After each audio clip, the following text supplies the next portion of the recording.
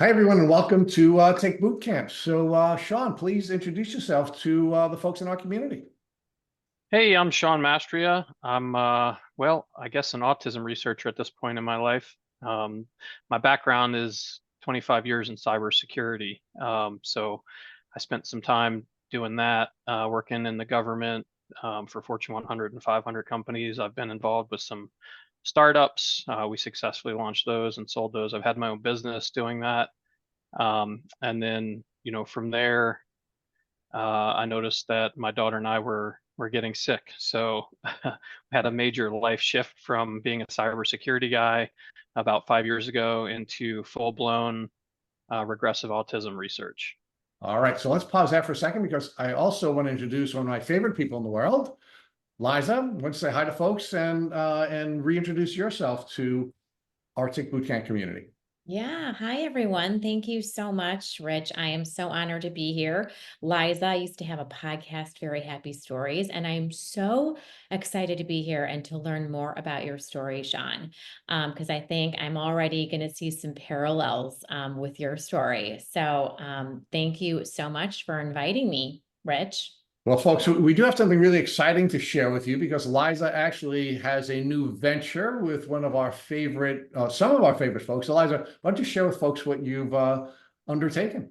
Yeah, so exciting. I am actually now working with one of my favorite mentors, Dr. Bill Rawls, and the Vital Plan team, as my whole family has been on Vital Plan, and really it's been just we've seen significant gains from being on Vital Plan. And so I am now managing his new online community, the Vital Plan Network. It's a kind of our own little community where we support each other. There's so many resources, lots of events. I'm moderating events every week, even in fact. So it's so exciting. And so I am back in serving the community and loving it. We certainly want to give a quick plug to Liza and the community at Vital Plan. We want to urge everyone to check them out and work with them. You really can't find a better place and a healthier community. And Matt and I are starting a YouTube channel. We started to announce that to folks. We shared that with Shawn and Liza, and we're actually putting up some videos on community and being really careful about what communities you join, because community can be supportive and Yep. community can be challenging. And quite frankly, I can't think of a better person than Liza to make sure that not only is she available to folks, but she can also moderate the community in a way that will not cause folks to become sicker when they're in a community as opposed to better. So there's one last thing I want to share with you folks today is I suffered a hockey accident when I was 15, and I'm dealing with some dental issues and had some setbacks today. So if you hear a little bit of a lisp where you see something that you wouldn't ordinarily see, it's because of my youthful hockey accident. So Shawn wanted me to share that with everyone so that I was as vulnerable as everyone else. And so Shawn, let's come back to your story now that we've Liza and I shared a little bit about us. So Shawn, talk to us about your background. Where'd you grow up? And talk to us about what you were dreaming about doing to serve the world. Yeah, I mean, I was actually born in Washington, D.C., so D.C. proper. Grew up in Maryland, grew up with ticks all over me all the time. It was just like a normal occurrence. We were in the woods and I mean, literally probably hundreds of them. Never really paid much attention to it, to be honest. And I was pretty healthy, and it was, gotten into computers pretty early with a friend of mine. He ended up being super successful and, he taught me a lot. And I ended up going into like the cybersecurity field. I was, a Microsoft certified systems engineer in 1998. I don't even think I think I was like 17 or 18 years old. I was in the Pentagon by the time I was 20. So pretty good, made a pretty good run at it for many, many years. And I don't know, I guess about 10 years ago, I got bit by something, right? I assume it was a tick. I had a big, red rash on my stomach, but it wasn't a bullseye. It was just a red circle. So I just figured, oh, it's a spider bite or something. And I was super healthy. I was running 3 to 5 miles a day, doing CrossFit, yoga, you name it, right? I mean, I was super healthy, and I didn't really think much of it. And I think my body just kind of dealt with it for a long time. And I was just, but I could feel myself getting more tired. And then all of a sudden, like the fatigue was really starting to set in. And then one of the first things I noticed, and just tell me if I'm going too fast through this or too No. slow, just redirect me. But one of the first things I noticed was what they call Dupuytren's contracture in your hand. So my hands started to get the scarring, and I think it's because I was doing CrossFit, but and I had developed a gluten allergy. So because I went to a hand surgeon and he's like, "Oh, you're getting Dupuytren's contracture. So there's nothing we can do for you. So just keep doing whatever you're doing, and we're just going to cut it out later." And I thought to myself, "Oh my God, like I'm like, you've got to be kidding me." So I was like, all right, that was my first like awakening to doctors have no idea, right? I mean, this was like 10 plus years ago now. So I went home and I was like, there is no way. Like I'm a computer guy. I can't have my hands just curled up, right? And you can see my hands now, they're perfectly fine. There's no Dupuytren's left, right? That's all gone. I went home and I just started making a food log. And I'm like, what in the world is going on? Something. And I would get this inflammation and tingling in my hands. And I boiled it down to gluten. And all of a sudden, I guess I'd become allergic to gluten. All right, no problem. So I just cut the gluten out, the tingling went away, and then I got on this supplement called Go Out. It's just this cheap supplement off of Amazon. It was made for people with gout. It has like celery seed and tart cherry and all this stuff. Fantastic for inflammation, by the way. So I used it for probably like 10 years, not knowing that I was suppressing Lyme with it. And I lived a pretty normal, healthy, happy life. Yeah. Shawn, folks can tell already from, the way you've introduced yourself that you're a pretty smart guy. And obviously, you would not have had the opportunities to work where you've worked if you weren't a smart guy. So tell us what the smart guy knew about ticks and tick diseases up until that point, right? You said you were bitten by ticks, and I'm assuming even if you weren't formally educated on how to protect yourself from the diseases that they could spit into you. Were you concerned about ticks? Were Nope. you freaked out by them? Did you know they could make you sick? Were you taking any precautions to stop yourself from being bitten? I mean, talk to us about that. Yeah, I mean, it comes for everybody, right? I mean, unless you're in this field, unless you've experienced this, you don't have any idea. So, I mean, I had heard of Lyme disease, and I don't know. I just thought like I read like everybody else. You take some if you get Lyme disease, you take some antibiotics and it's done. So I really, and somebody actually at the time saw that red rash. It was a friend of mine who's a nurse, and she's like, "Oh, you might have Lyme disease. You might want to go get that checked out." I was so healthy. I was like, whatever. I eat Lyme disease for breakfast, right? I mean, that's literally what I said back to her. I just didn't really pay much mind to it. I was like, if I get sick, I'll just go to the doctor and deal with it then. And then I guess some weeks later, I ended up, because I just recently I went back to that doctor and we looked at my logs, and I had a fever and some fatigue, and it didn't matter what I went back with. It was all dismissed as, you know, mental health or whatever, right? You just pick something, right? They'll just throw a dart at a dartboard, and they have no idea either, right? They're even less informed than the general population. So it doesn't matter how smart you are, right? I mean, if you're just totally misled by, the media or the medical system, until you experience it, you would never know. So when the nursing friend of yours noticed the rash and suggested to you that you may have Lyme disease, did that trigger in you a thought that you should be treated prophylactically? And did she just suggest to you that you be treated prophylactically? She just kind of brought it up. I mean, she probably told me that I need to go to the doctor and get it checked out or something. I really I was so healthy and happy, and it was kind of like, I just kind of blew it off, like, yeah, whatever, and just went back to running and CrossFit. And I thought, I'm so healthy, it's not going to matter, right? I mean, I just thought my body would deal with it. Shawn, another one of the things that, I think is interesting from the standpoint of folks who are at least Lyme aware, and clearly your nursing friend was, is they don't really understand the difference between an acute presentation of the disease and a chronic presentation of this disease, and the likelihood of you becoming chronically ill in the short term as opposed to the long term. What I mean by that, and again, we've already talked about Dr. Rawls. One of the things Dr. Rawls has talked with us about is that very rarely will someone go from tick bite to chronic illness, unless you get bitten by multiple ticks, or you're living in a moldy environment, for example. You're not going to go from bite to chronic illness. It's something that will take some time and immunosuppressing event over time. Did your nursing friend suggest to you that even if you were going to be able to manage this in the short term, that perhaps you'd want to treat this prophylactically because it could catch up with you and become chronic later on? No, there was no further conversation about it. It was just a very short, like, you might want to have that looked at, and that was pretty much it.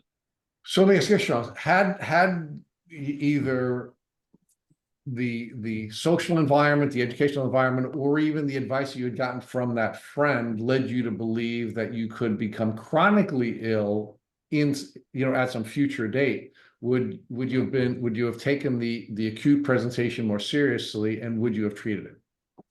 Oh yeah, I mean, knowing what I know now, of course. Yeah, I mean, you would run as fast as you could to a doctor or a hospital and get some. I know most people say doxycycline, but I think azithromycin or something would probably be a better. Who knows, right? But yeah, something at least start, or multiples, to like try to get it out of your body. But I've read enough research on all that too to be a little bit weary. I'm not sure if any of that stuff. I've read research that doxycycline just takes it from one form and pushes it into a cyst, and so you guys are way more educated on all that than I am. But nonetheless, I would go try something. It's better than nothing. Well, so if we were going to talk about best practices, quite frankly, I would recommend the Restore Kit, which is what I take to prepare myself prophylactically. I don't have Lyme disease, but I do take the Restore Kit so that I can be prophylactically protected, because I know I'm getting bitten by ticks all the time, and I know that there are ways of putting yourself in a position where you're going to have an enhanced immune system. So I think there are some best practices, and of course, I also do believe with an acute presentation, antibiotics are a good additional tool for most folks. So I think there are best practices and there are things that we can do once we are aware of Lyme disease. But let's move forward on your journey. So talk to us about how things went for you, and how did this rash ultimately present itself to a chronic presentation? So I felt like a little less energy, but I mean, I was still running. I was still able to run and exercise and function for the most part. I think, I think mental health, like stress, seemed to be harder to deal with as it went on, looking back now. But like, we didn't really crash until we ended up in a house with mold, and that's when, it came crashing down. Like, that's when all of a sudden I had chronic fatigue syndrome. My daughter regressed, into like regressive autism. And like, right when we moved into that house, I told my wife, I said, I'm getting metallic taste in my mouth. And I knew enough to know that that was nervous system damage. And I was getting vertigo, and I was getting like ice pick pains. And I was, like, at the time, I didn't know that it was all caused by mold. I went back to the same doctor who didn't diagnose me with Lyme, and he just kept telling me, "Oh, here's a pill for vertigo." And we don't know what's causing the tingling down your legs, and we don't know why you're having this pain, like ice pick pain. I mean, it was like textbook mold. Like, if you look at it now, it's like mold illness textbook, but none of the doctors have any clue. So not only did I have one disease, that the doctors have no clue about, now I'm into the second thing that doctors have literally no idea about. All And right, that's when all hell broke loose. so Shawn, let's again pause there. And you did reference your daughter early on in the podcast, and now you brought her up again. So can you introduce us to her? How old is she at this time when you're first presenting with your rash? And do you recall her ever having come in contact with a tick, either around the time that you did or some other time before or after that? No, so my Sophia's now 5. I got bit probably 10 years ago. So I think I was carrying Lyme disease for quite a while unknowingly. Just my body was dealing with it. So, she was probably born, right? What we know with the regressive autistic kids is they're typically born with the HLA-DR gene. They're born with Lyme disease. They get mold exposure. They regress into regressive autism, right? So I do want to make a distinction between autism and regressive autism. So that term has been a little bit hijacked by the, I don't know, pharmaceuticals or medical community, where you have kids who are functioning, who are autistic, but then you have regressive autism, which are kids like my daughter who, 5 years old, still poop in a diaper, don't eat with a fork, they don't talk, like they are very, very sick. And that's why they call it regressive autism, because they are getting sicker. It's progressive. So what's happening is the microbes are progressing, which is why they are regressing. And the medical system will do everything they can to not acknowledge that fact. So um, I went on a journey to figure out what was going on with her. So Shawn, let's pause for a second and talk about congenital Lyme. So do you believe that as a result of you having contracted Lyme at least 5 years before your daughter was born, that that you passed that on to her as part of the intimate contact you had with your wife that resulted in your wife's pregnancy? I do. I know for sure. I do run an autism research group and an encrypted, WhatsApp channel, and we have a lot of parents that we all cross-pollinate information. And most of the parents have Lyme disease, and the kids have Lyme disease. So, and there's published research that Lyme is being passed from parent, mother to child. The fathers are testing positive when we can. Most of the fathers are kind of MIA when it comes to autism and this type of stuff, right? They're busy working, and just, most of the people I talk to are actually what I call the super moms, who are trying to figure this out in their spare time. So hats off to the super moms. But yeah, so there is no doubt in my mind that this is being passed, sexually transmitted from person to person. My wife might actually have already had it too. Her mother has a chronic illness. It's hard to say. So I don't want to get too much into other people's medicals, but Of course. there's definitely, to your question, there's no doubt in my mind that these microbes are going from person to person, and they've been found. I'm sure you guys have talked about it in all the different bodily fluids. Yeah, so we have spent a lot of time talking about it, and we certainly know that the preferred vehicle of transmission for these microbes is a tick, right? Because a tick is unique in a lot of different ways. In part, a tick is unique because of the amount of time a tick is attached to a person, and in part because of the blood exchange that's taking place, and the changes that are occurring with the genetic material that's attaching to the Lyme bacteria before it's spit into the human, and of course the tick spit. So the likelihood of you getting sick is substantially greater if you get bitten by a tick, and that is the generally accepted and understood way that Lyme disease is passed on.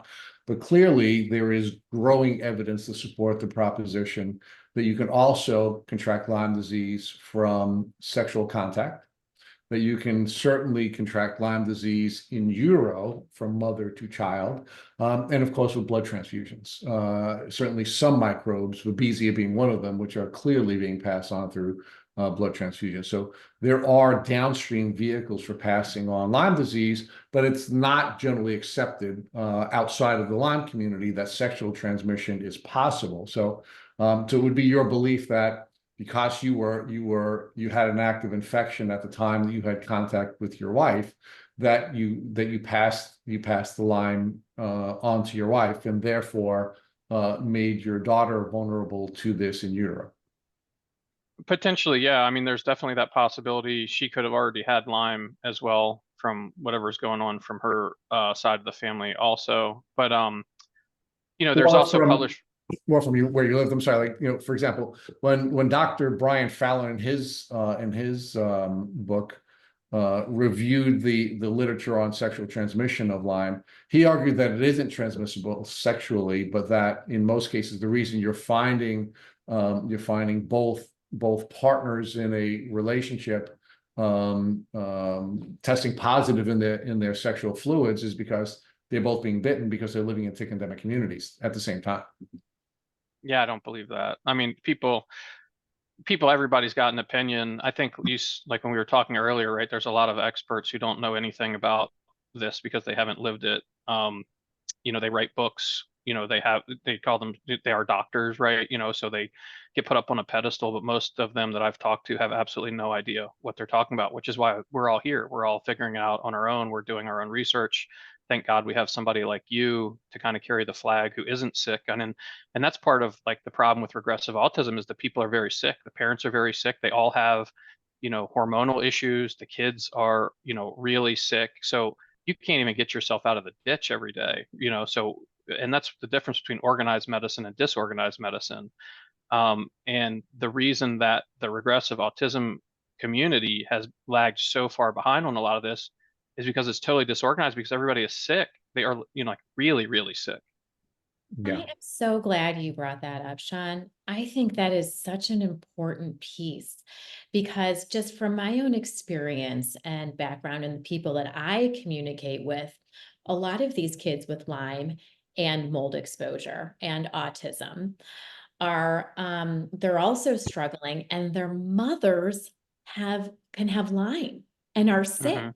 And Right. so it's just it really affects families. It's a family issue.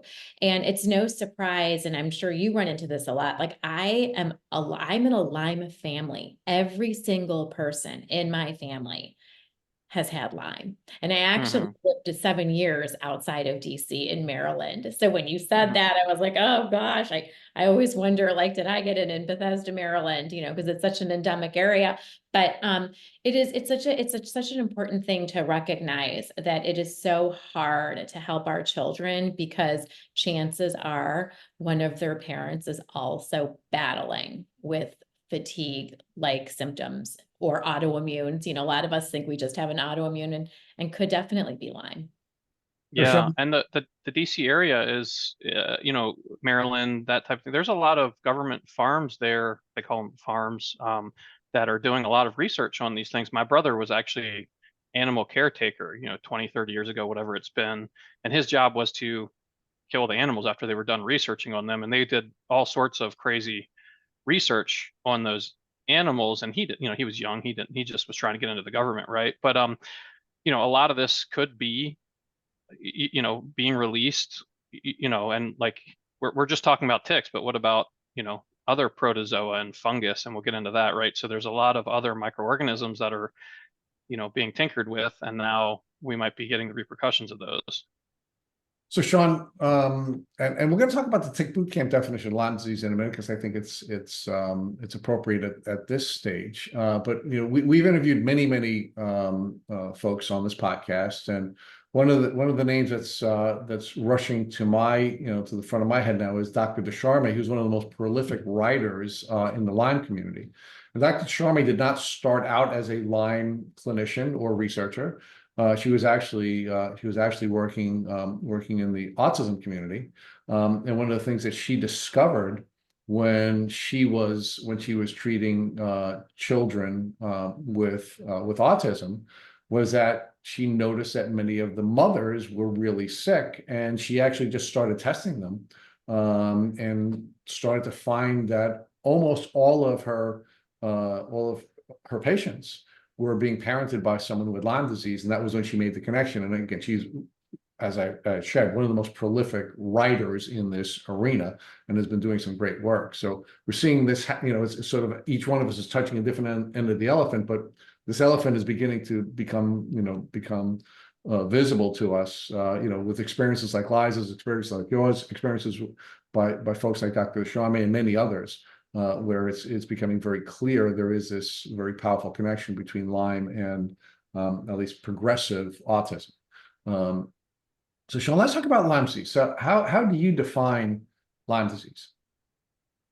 Um, I think it's, a multi-organism, multi-systemic issue, right? So for me, I got tested at Vibrant Wellness 4 or 5 years ago by somebody who, was at, probably a little bit ahead of her time.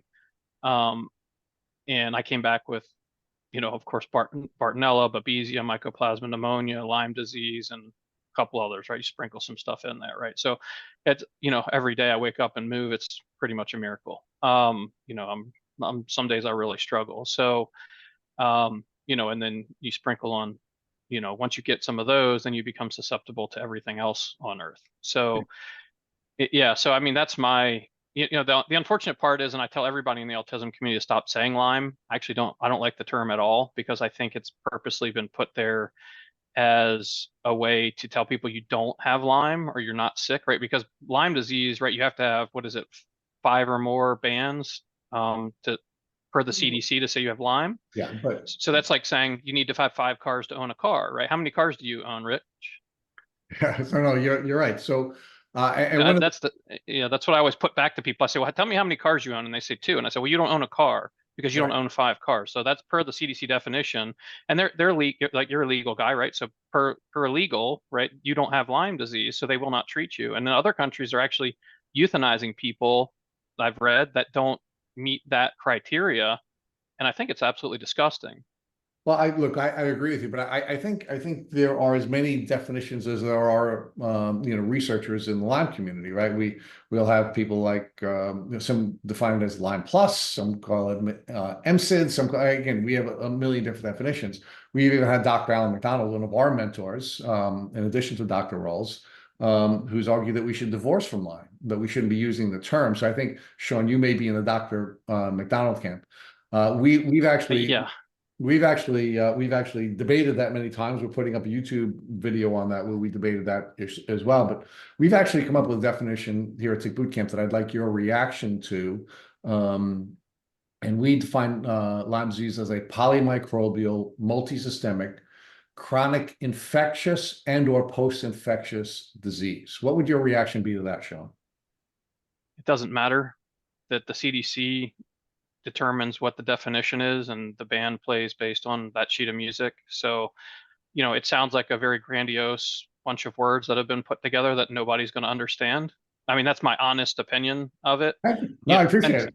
Yeah, until we get a hold of the CDC and whatever is going on in that zoo, then because it doesn't matter, right? I mean, like when you go to, it's the way the law is written, right? So it's like you're a lawyer, so it's like if the CDC says this is Lyme disease and you need to have 5 bands in order to have Lyme disease, if you don't have 5 bands, well, then you don't have Lyme disease. So you can call it whatever you want, but then the legal system, and the insurance and the doctors, right, they're all just going to come pouring down on you, and that's what happens to everybody. That is certainly true, Shawn, but we are also in a position where we can take control of our own health and then come up with a definition that will help us understand what our problem is, and then deal with the insurance and medical challenges, but it doesn't mean that by finally having a definition for our problem or an understanding of what our problem is, that we can't go forward in a healthy way and overcome our challenges. But yeah, look, you're going to have challenges with the insurance system. You're going to have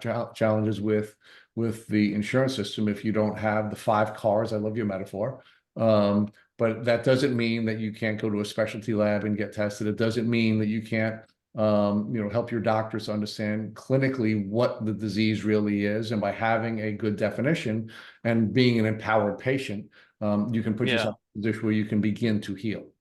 Yeah, when I talk, I don't want to sound offensive. I'm just putting my hat on as a father of an autistic child fighting for kids that can't talk, and typically very low income families that can't afford anything that you're talking about. So they go to LabCorp, and Liza, I see you're getting ready to pipe in, and I'll give you a chance just as soon as I'm done here. But when I took my daughter to get her blood drawn, I got it, and fortunately I have enough money to do this, but I had her blood drawn, and I sent the same blood work to LabCorp and the same blood draw to Vibrant Wellness. LabCorp said there's literally absolutely nothing to see here. Vibrant Wellness says she's got Lyme disease. So, this, poor people with special needs kids who can hardly get out of bed, we are their voice. We have to fight for them, and this is our opportunity to do that. Liza, please. No, I knew where your heart was going with that when you were talking about that, because it's when you just feel so,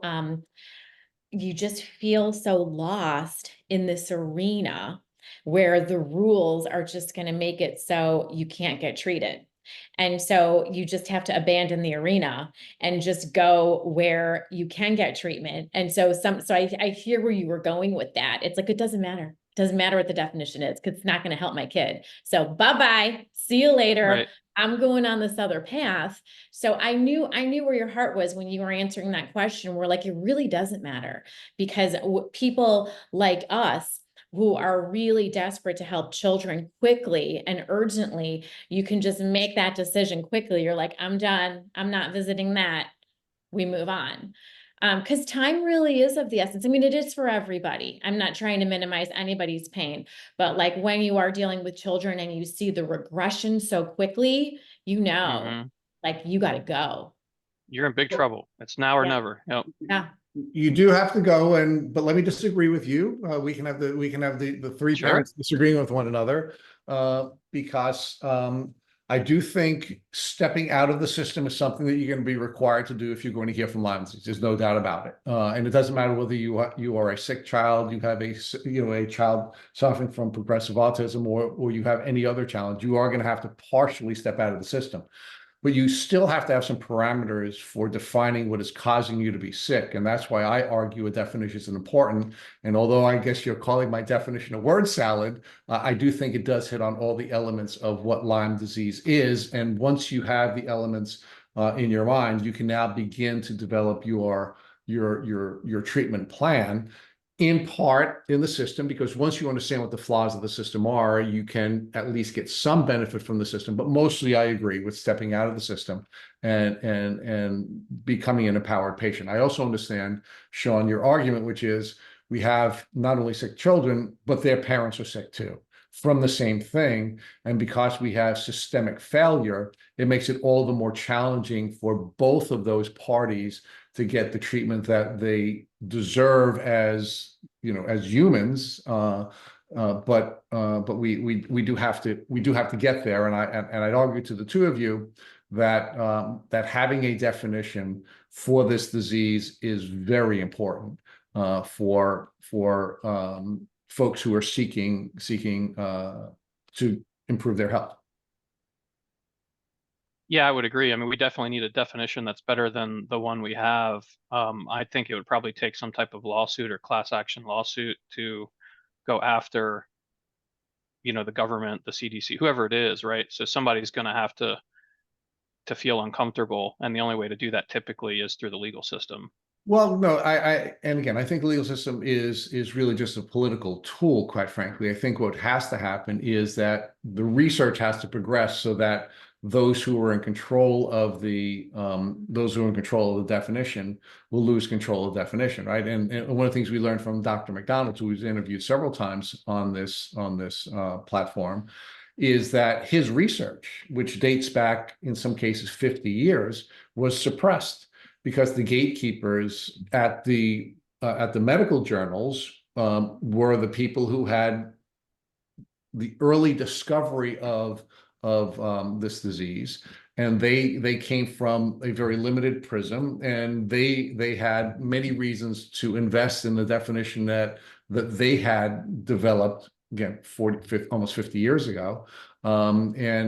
What's now happening is largely because of the efforts of the patient community and the research dollars that have been made available, that you're starting to see generally accepted medical practices change because the research is supporting that. So yes, I think there may be a place for a lawsuit, but the lawsuit is not going to be successful if the research is not going to support the change in the definition. And it's all coming together. I mean, I just want you to know, just over the last 5 years, Shawn, that we've been doing this, the radical change in the research, not only the focus of research, but the results has, I think, put us all in a position where we're getting closer and closer to the CDC rejecting that flawed definition that they've been utilizing for the last almost 50 years. Yeah, I mean, if we can move forward from that definition, that would certainly be helpful. I just hope it happens sooner rather than later. Yeah, I mean, I think we all do, and look, there is progress, right? I mean, look, the head of the CDC now is actually a Long Islander. She grew up in a tick endemic community. You're also starting to see some changes in the way they're defining, the contraction of Lyme disease. For the first time, the CDC is now acknowledging. They're arguing it's rare, but they're acknowledging congenital Lyme disease. So we're starting to see some progress be made here, in in the very recent past. And I think you're going to see some Yeah. radical changes being made now, because of, quite frankly, folks like the two of you, who have had sick children, and you've been sick yourselves, and because of the work of good folks like the folks at the Limelight Foundation, which is, parent driven, and Holiday Goudreau, again, another parent, and the work that she's been doing with her work. They have been moving the needle in the definition. So it's really folks like you, who are doing that. And look, if truth be told, I think that's really where it should come from. Although I appreciate the nod to the legal community, Shawn. We would not even know what Lyme disease is if it weren't for Polly Murray, in Lyme, Connecticut, observing a pattern that had been, easily observable, but had been ignored, here on the East Coast, and certainly where I grew up, for decades. So Shawn, talk to us now a little bit more about how you got your diagnosis and how ultimately your daughter got her diagnosis, and did that happen in parallel, or was there some other temporal pattern to your diagnosis and your daughter's diagnosis? So when we were in the house with the mold, that's when I knew we were in trouble. And I put my health care on the back burner while I was fighting for my daughter's life, like Liza was saying. So we know that when you've got a little one, you've got negative time. You've got to try to get this thing back on the rails. So we went to a bunch of holistic doctors. I was originally just told, like, hey, you've got low testosterone. Okay, but I don't feel like that. Like something's really wrong with me. So I did. I mean, like my testosterone was at the low end of normal, but whatever. So we're taking my daughter to these places, and the one lady is like, oh, I think, that she's like, this smells like mold, And I said, oh, okay. And I said, well, what do we do? And she's like, well, we'll just give her this binder, and, we'll give her this antifungal. And I said, okay, well, do we need to test her for the mold? And she said, no, it doesn't matter because the treatment's the same anyway. And I said, oh, okay. So, and now I know a lot since then, right? I've become more of a mycology expert than almost anyone. So so she gave us biotoxin binder from Cellcore, which isn't really a binder, right? It's humic and fulvic acid. So it's pulling more stuff out of the cells into a little person that's already totally overrun with, everything. So, and then she gives us fluconazole, which only works against yeast. It doesn't work against fungus. So if have, and this is still normal practice, right? So even I called one of the episodes that I did listen to that you guys had, was the Genesis Center, and I called them and asked them for a treatment plan for myself, and they still were offering fluconazole. And this is not a knock against them. I'm just saying, this is everywhere I go. The only thing that people typically give is fluconazole. And if you can ask a doctor, when's the last time you prescribed itraconazole or voriconazole? It's almost never, literally, like almost never. So we weren't given the appropriate medicines, right? Because we were infected with Aspergillus and Fusarium. So we had, no real improvements Shawn, from real that quick, treatment. can I Yes, just ma'am. interrupt you? What Sure. is that? You just said this long word. Is that a mycotoxin? Is that a particular type of mold? What were you all hit with in the house? So we came back. Well, what was weird is my daughter came back with ochratoxin A, which is from Aspergillus mold, where the reference range is 0 to 8. Hers was 3,000. And I came back with very little of that, almost none. And we were getting tested by a place called Great Plains Laboratory. And I said, well, there's something going on here.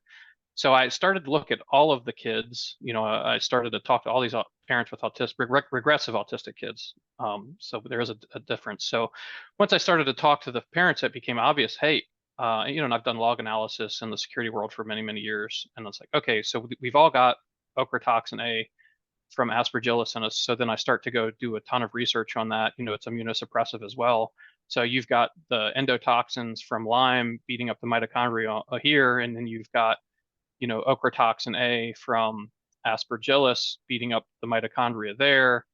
So once you start to, the mitochondria has, backup mechanism, but once you start to hit those different respiratory chains with different toxins, those backup mechanisms break down, and then you move from, oxygen living mitochondria or using mitochondria to glycogen, right? Glucose. And that's when you start to get autism, chronic fatigue syndrome, all these, debilitating illnesses. Rich, you have something you want to chime in Yes, there? Shawn, I'm struggling with the timeline. Liza's going to take you through the next phase of the journey, but I'm still Yeah. struggling with the timeline. Were you and your daughter diagnosed with mold issues or Lyme first or second or oral at the same time? I'm struggling with the timeline between the mold and the Lyme. So, you really can't even get diagnosed with mold illness, but we knew mold was a problem. And you really almost can't get diagnosed with Lyme either, right? So my daughter's actually never been diagnosed with either. She's just been diagnosed with regressive autism, to answer that. So the mold is what took us down hard. So when you have people who have Lyme disease, they can typically function, but when you get the mold on top of it, it breaks that backup mechanism in the mitochondria, and then that's when people really crash and burn. And that's what happened to us. So I think to answer your question, my daughter was first. She's never had a diagnosis of either, and I've never had a diagnosis of mold illness myself, but I do have a diagnosis clinically finally of Lyme disease. Um, but that's, there's been many, many years, like 5 years since we moved into that house to now. So why do you believe that you and your daughter tested differently for the mold? Do you believe it's because you had a more mature immune system and you could process the mold, or is there some other reason why you had different test results? Yeah, so Great Plains didn't test for vomitoxin, and that's why.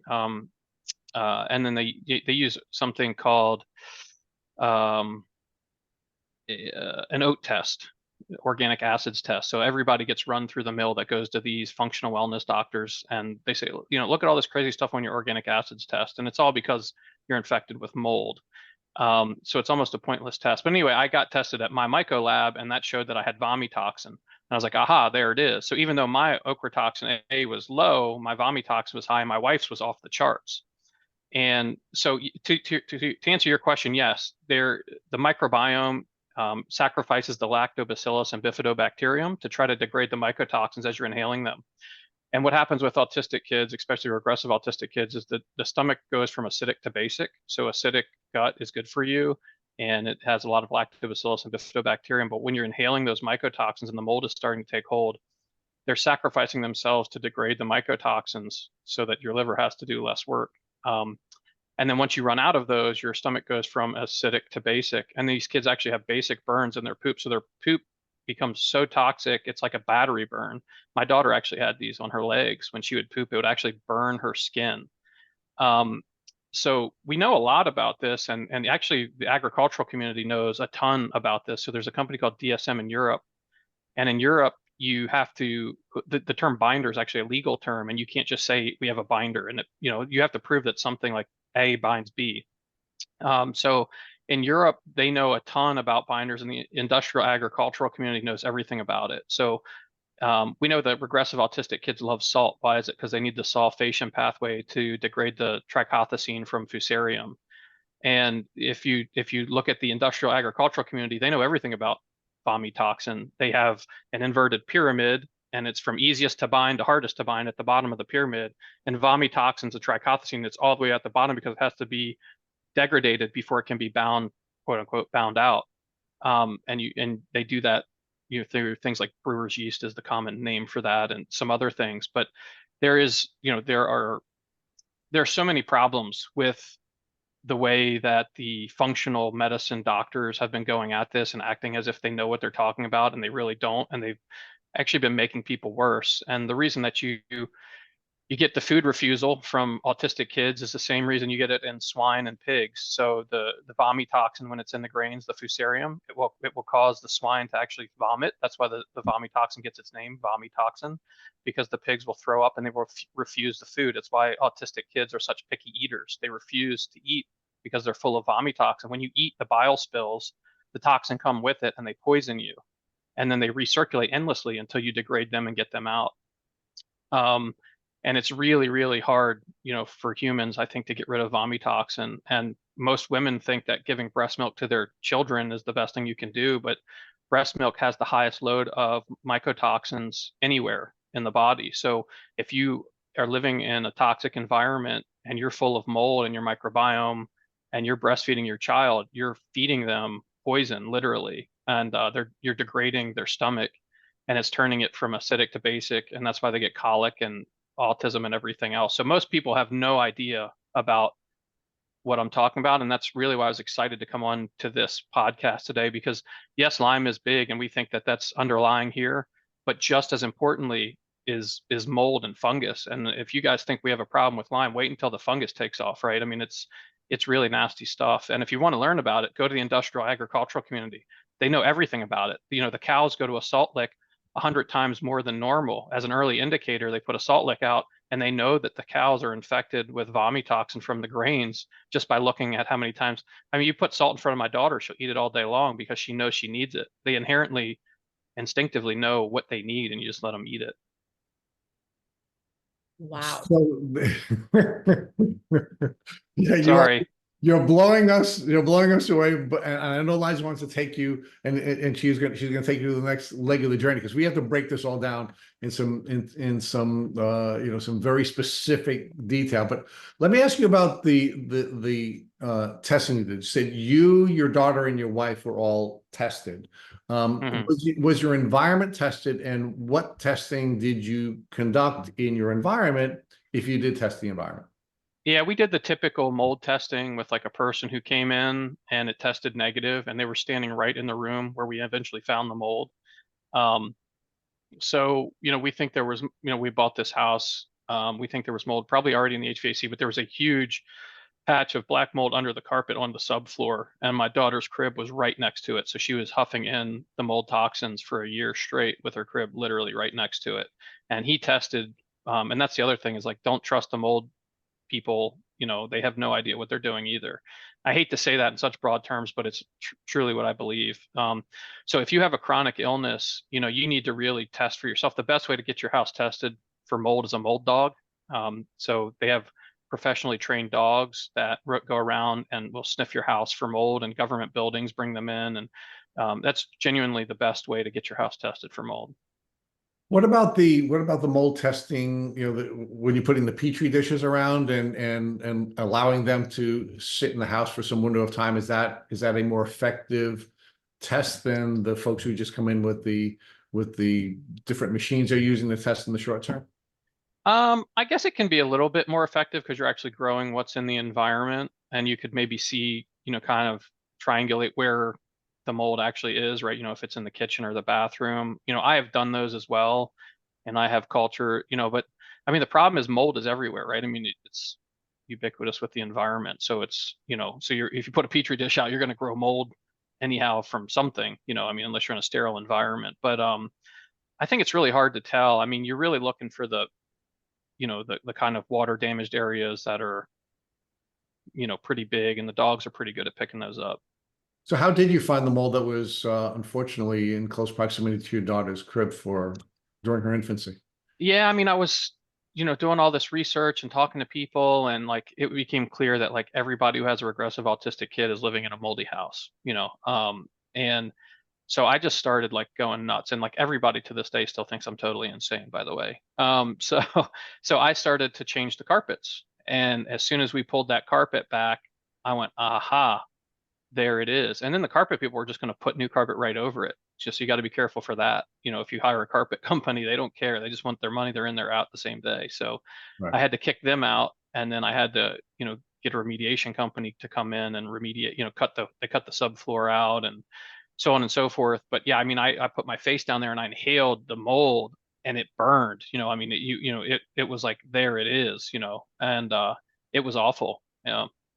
So Shawn, why don't you tell us when you received your mold diagnosis, so Liza can take you through the next phase of this journey?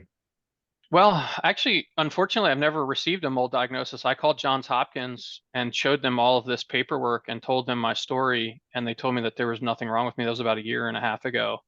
And I told them there's something definitely wrong, that I've been poisoned by mold. And so they checked my blood for aspergillus. They tried to culture it.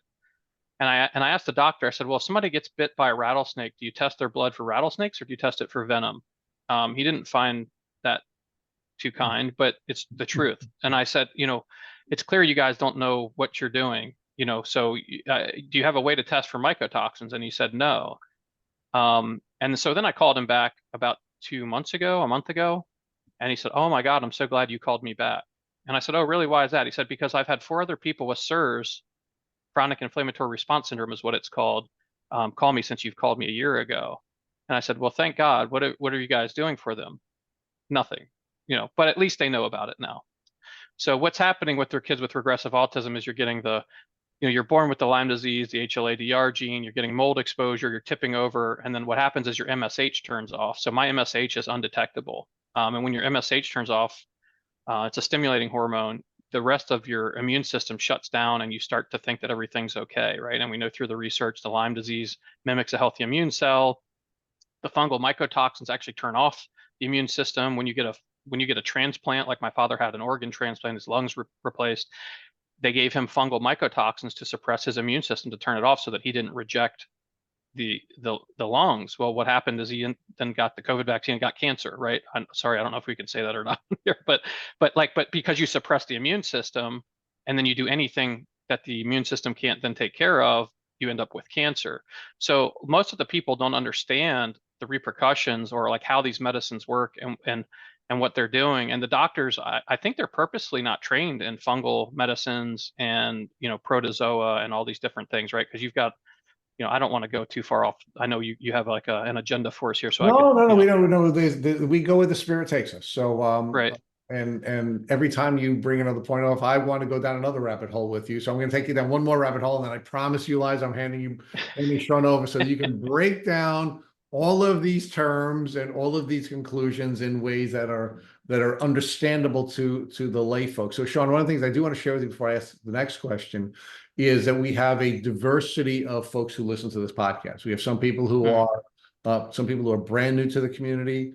We have some folks who have been in this, been in this community for a long, long time, and their research has progressed to a point where they'd be able to spin your head with some of the language. Oh yeah.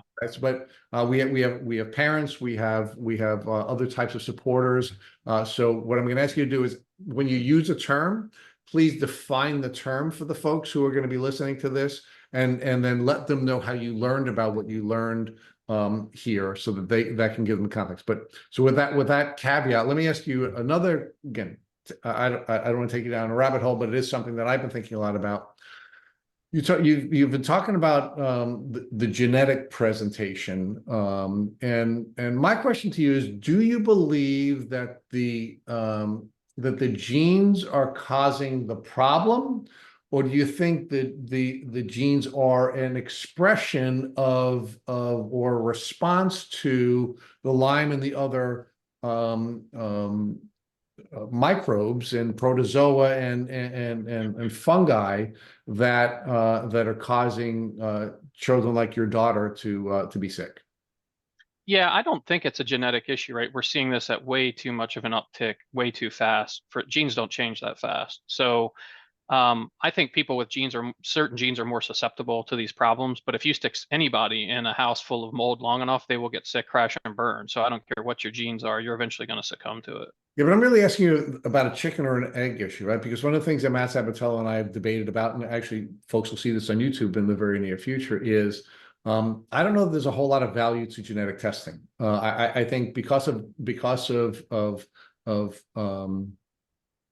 the, we do have epigenetics. We do have what used to be called junk genes when or uncoded genes. They used to be called junk genes when they were first coding our genetic code.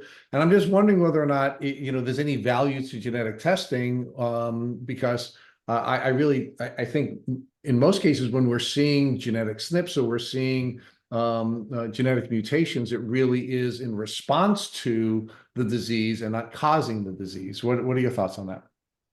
I would agree. I think these genes have been around for millions of years, and that we're getting infected, and that we're living in harsher environments. We're building these houses.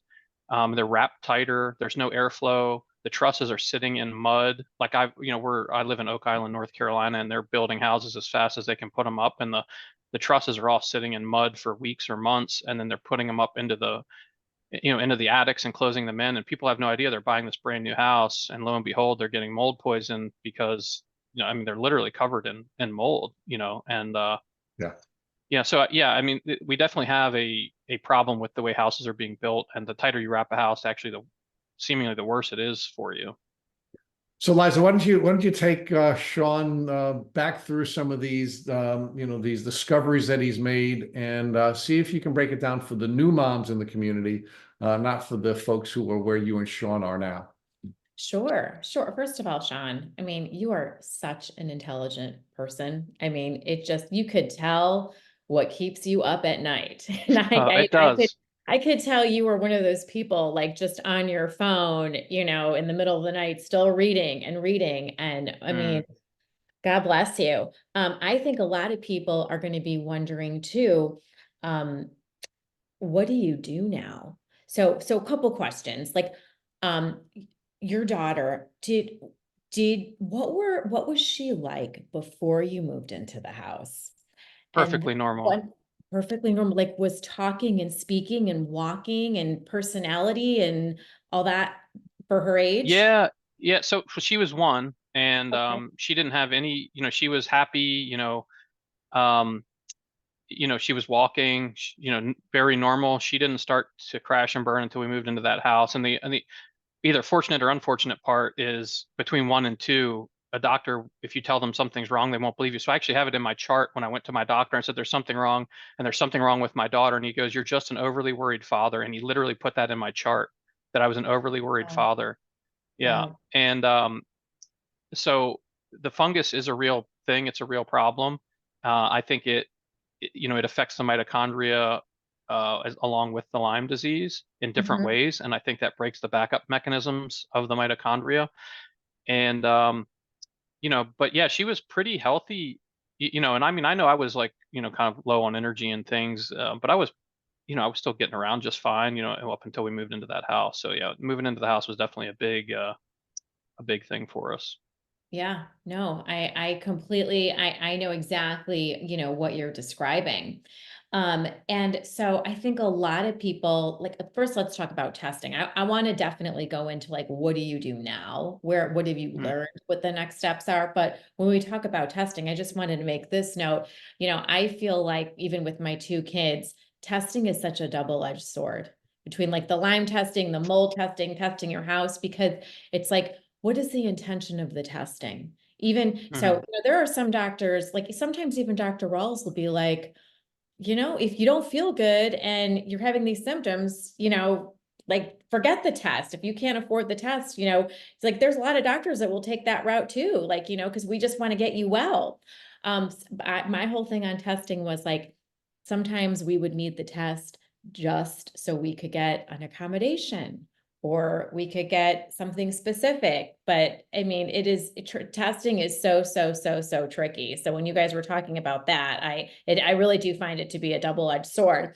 Um, but tell us Can a can I little, jump in on that yeah, before you? please, Yeah. please. Oh yeah. So yeah, I mean, I've spent $50,000, just going learning really, like I already kind of know what they're going to tell me, but I go from place to place just learning what they're going to do. And my whole thing I'm trying to do here is open source all of this, right? So open the book, open source. It's, I want to make it try to make it as free as possible. So um, I do think testing yourself is more important than testing your environment, because Really? what's in you is in your environment, and sick people come from sick environments. So if you test 2 or 3 people in your family and you all have the same thing, well, guess what? You have something in your environment.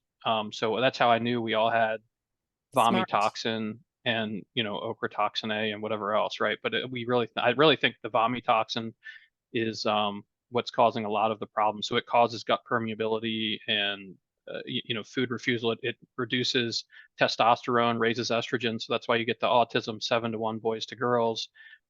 So I've done a bunch of research and kind of triangulating, like, hey, well, all these different toxins, what do they do? What's in all these kids?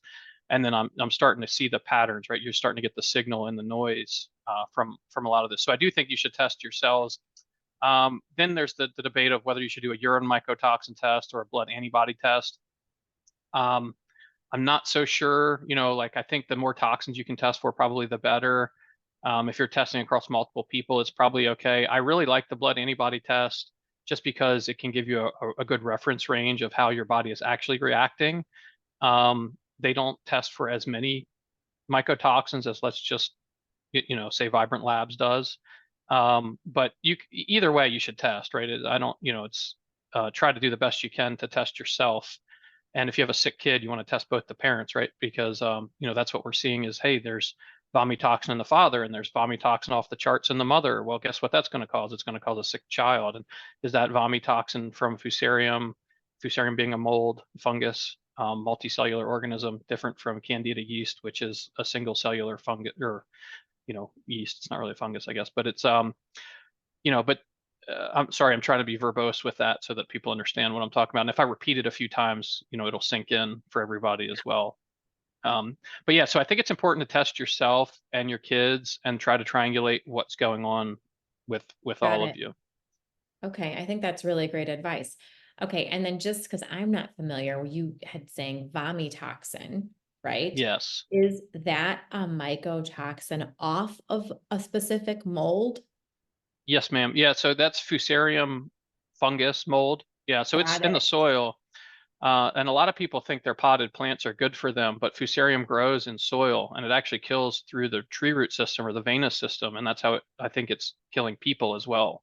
Um, so so ours actually came, I think, through a potted plant. So it was watered, the water leaches down through the bottom of the potted plant and it gets into the carpet and subfloor, and the padding, and then it grows.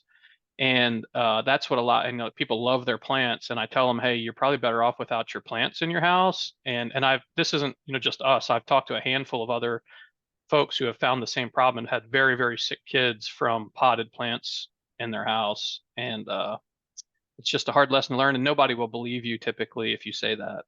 Wow. Okay. And so I mean, I'm really curious.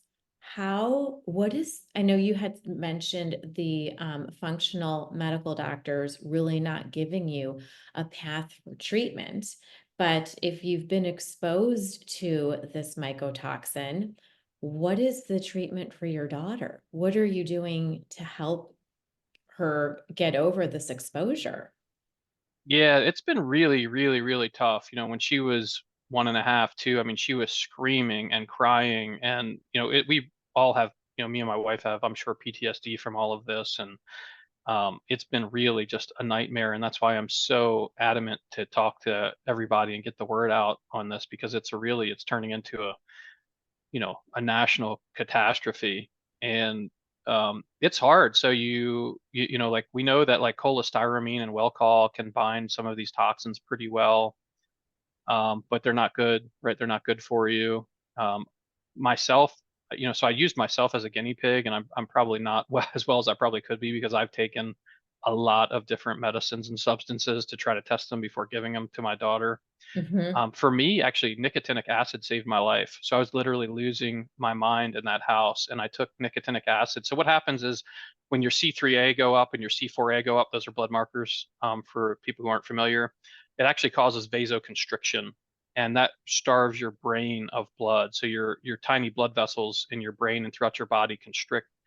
And that's what's happening when your MSH turns off. Your pituitary is kind of, behind your sinuses. So when you're breathing in the mold, your pituitary in your brain is in there, and that's what makes MSH. Well, that gets turned off by the Lyme and or the fungus. I'm not sure exactly which one is causing it, but anyway, the nicotinic acid causes vasodilation, right? So then we're going to open up all those blood vessels, and that's why you get red. You'll get something called a flushing. And it's because, and then molds, they hate acids, right? So it's why you can leave butter out. Butter, fat is short for fatty acid. And so anything that's basically good for you. So like when you talk about fish oil, DHA and EPA, those A's stand for acids. When Cellcore talks about a biotoxin binder, it's humic and fulvic acid, right? So notice everything has acid, acid, acid, acid. So nicotinic acid kills the fungus too. And it opens up your blood vessels, super dilates them, you get blood flow. And then what we're having though, I had to call the ambulance for me because I had such a bad Herxheimer reaction. I felt like I was going to die. Like my blood pressure dropped.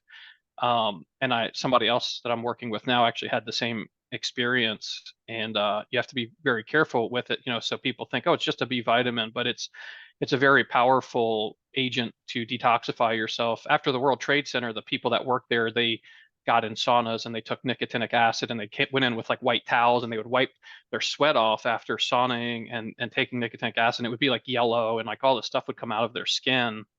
And it was a protocol that was made by some doctor. I don't remember all the details on that, but so I really like acids, anything to kind of reacidify your gut. Because remember, we talked about autistic kids having basic guts, and the parents typically do too.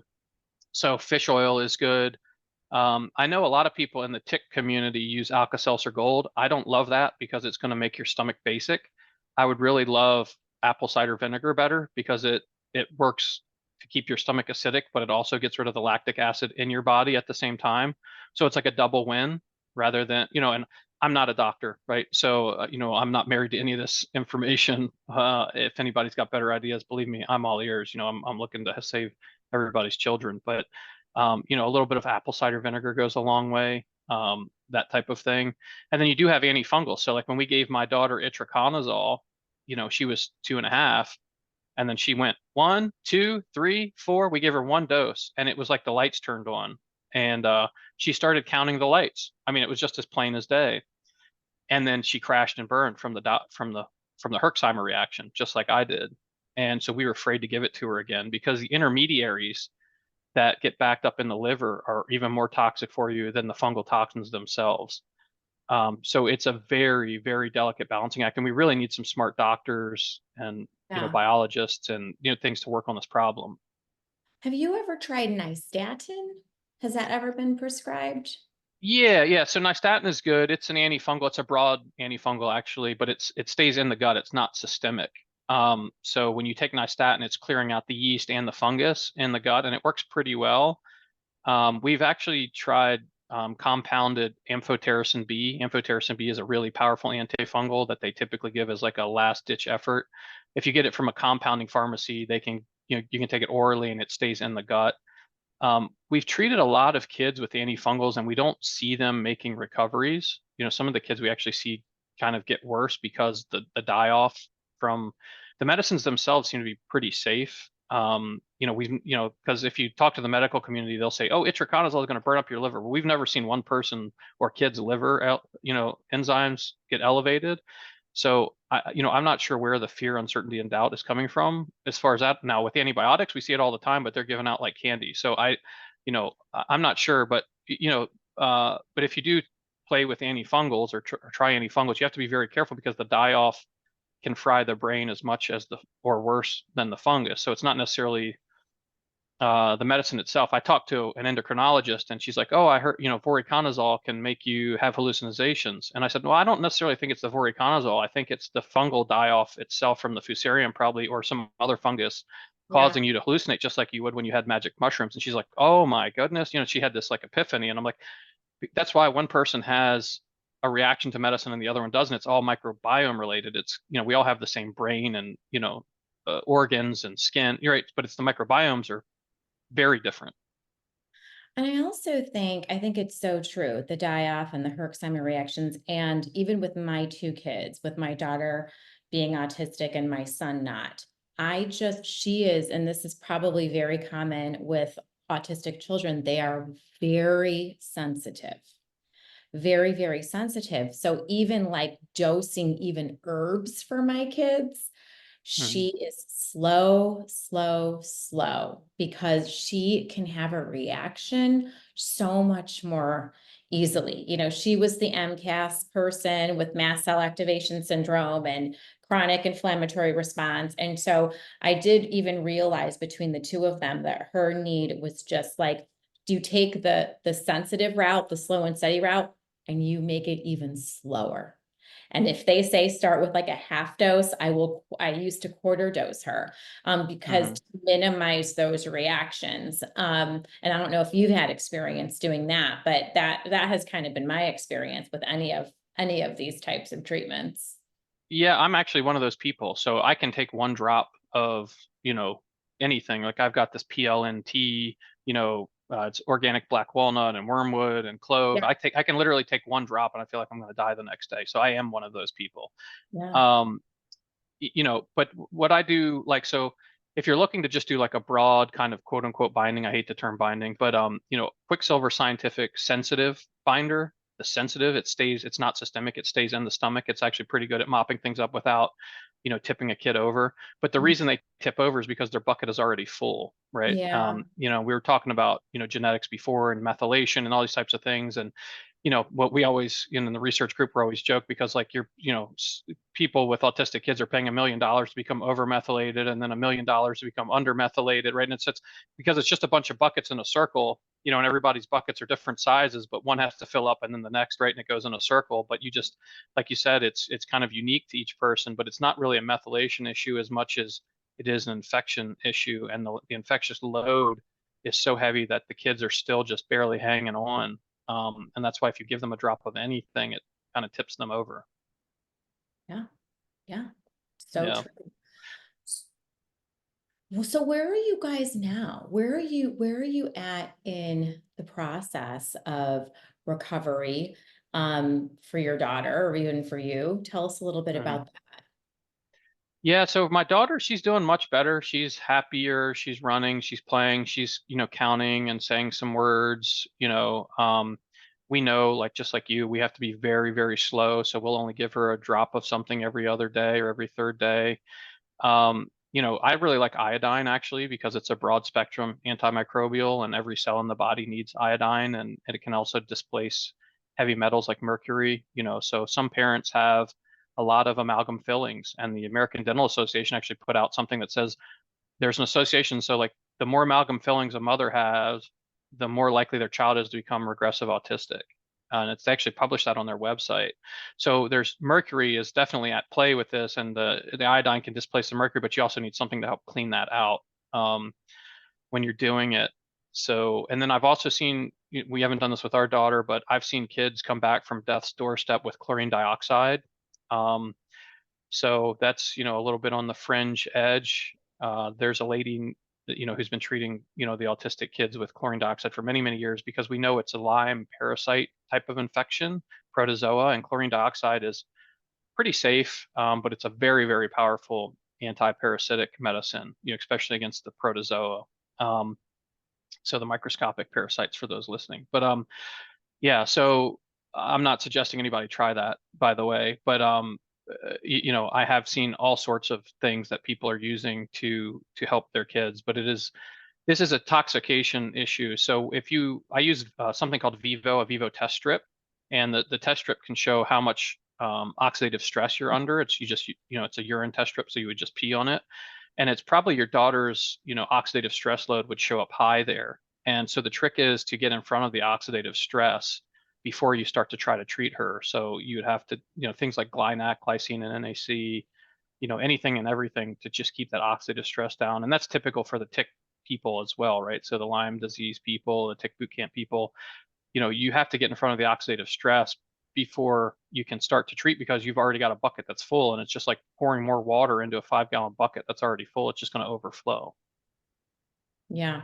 Yeah, I do know what you're talking about. It is like the whole cell, all your cells are stressed, right? Mm-hmm. A lot what Dr. Rawls talks about, just the cellular stress, and then you just can tip over from like one infection or one exposure. So, but it sounds like, you've really had to find ways to treat your daughter, and some of it is like, you know, um, anti-parasitic, some of it is anti-infection, and then also combating the mycotoxins. So you've just found yourself like in like this whole other world. How do you do it? How do you, because you still have Lyme, do you not? Or are you still treating your Lyme? Like, how are you taking care of yourself to even help her? Yeah, so I actually lived on nicotinic acid for like 3 to 4 years, and I felt perfectly normal. I was happy. Like, actually, I had my gray hair reverse, right? Because that turns into NAD right downstream. So nicotinic acid turns into, like there's 5 or 6 levels, but eventually it turns into NAD.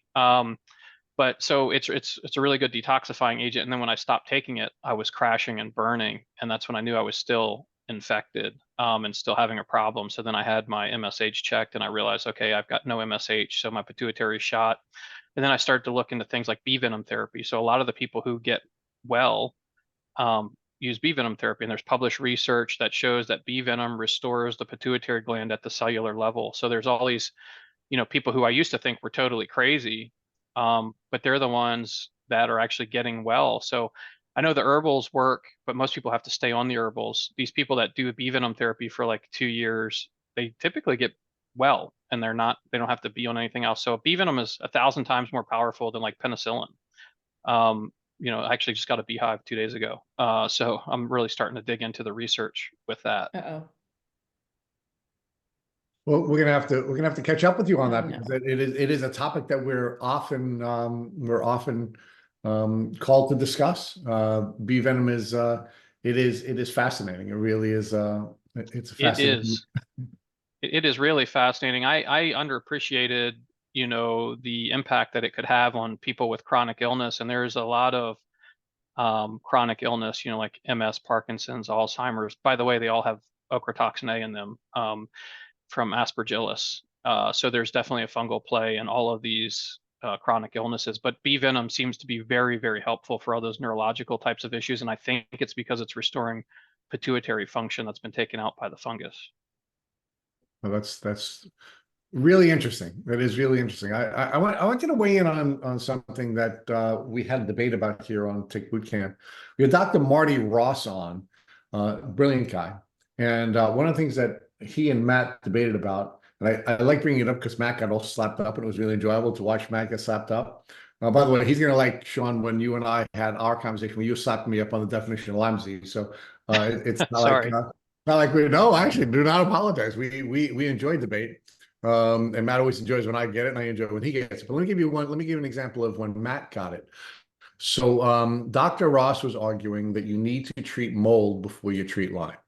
And he and Matt had a feisty exchange. And what Dr. Ross had suggested was that in many cases, that post-treating mold, the Lyme takes care of itself. That the immunosuppressive impact that the mold is having, when cleared up, will in many cases be all you need to do. With many of his patients, it's all you need to do, and they ended up getting better. What's your reaction to that observation? I mean, I think everybody's got an opinion, and I've never seen any of the before and after videos of these opinions. So, there's a lot of people who say they've cured regressive autistic kids, and I'm like, that's great. Let me see the before and after video and what you did, and is it repeatable?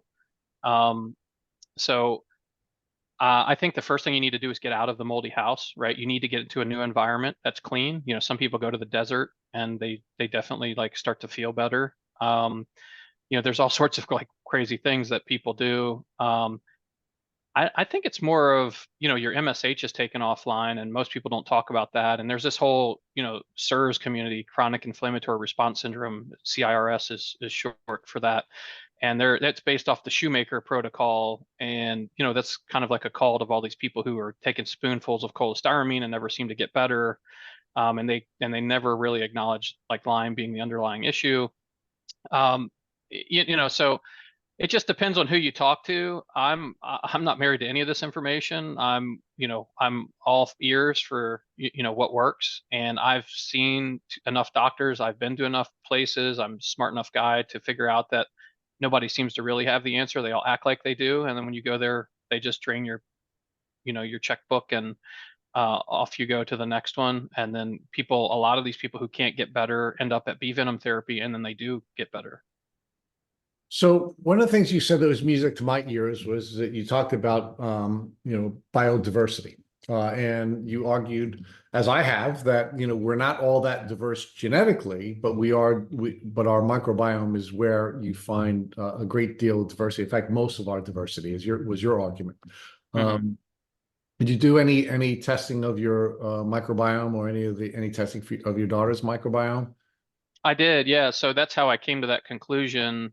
I think it was Ombre was the company that we used, and we sent it in. So me, my daughter, and my wife, and my daughter and I had pretty similar microbiomes. And my wife wasn't really impacted, and she had a different microbiome substantially. And her top microorganisms were very, very anti-inflammatory.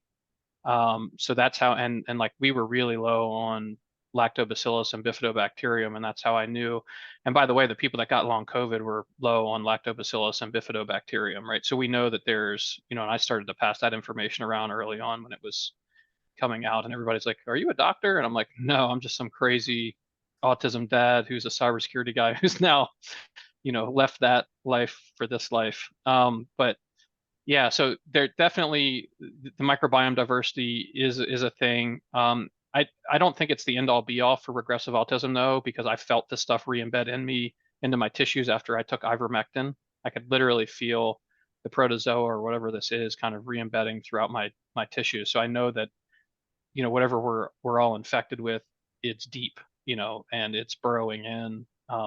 HBOT seems to do a lot for me. Hyperbaric. I have a hyperbaric chamber behind. Oh, I guess you can't see it because I got this screen up. But I have a hyperbaric chamber, a soft shell that goes to 1.5 behind me. Today I did it yesterday. I just dived to 1.5 ATA. That's atmospheric pressures. So, and then I just come back up pretty quickly. So I'm just starting to treat myself over the last 6 months. And oh man, it's brutal.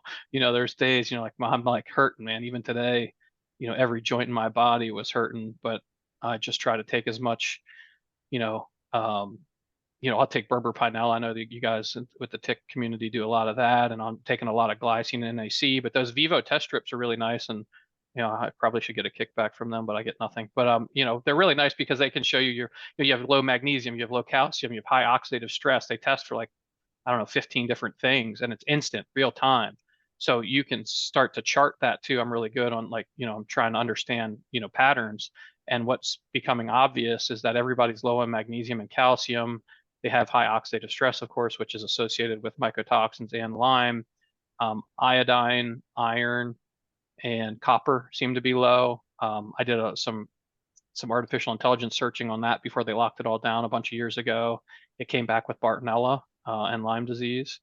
So, I've been digging in for years on this stuff from every single angle, and I'm pretty confident now that it's a combination of Lyme and fungus and maybe a parasite here or there.